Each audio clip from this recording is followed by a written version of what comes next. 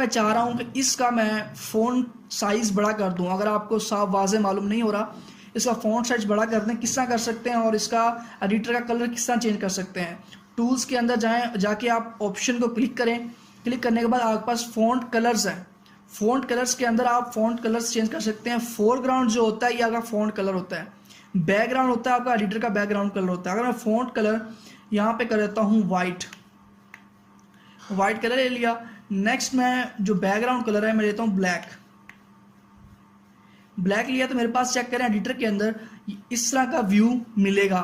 इसको आप ओके कर सकते हैं। सबसे पहले यहाँ पे आप इसका साइज़ भी चेंज कर सकते हैं। फ़ॉन्ट का किस तरह होगा, आप 15 साइज़ रखा हुआ है, आप इसको 16 कर सकते हैं, जितना आप बड़ा कर सकते हैं। 16 कर देता हूँ मैं हल्का सा, तो अप्लाई कर दें और ओके कर दें। ये आपके पास आ चुका है। अब ये आपके पास बड़ा प्यारा व्यू दे रहा है, तो इस पर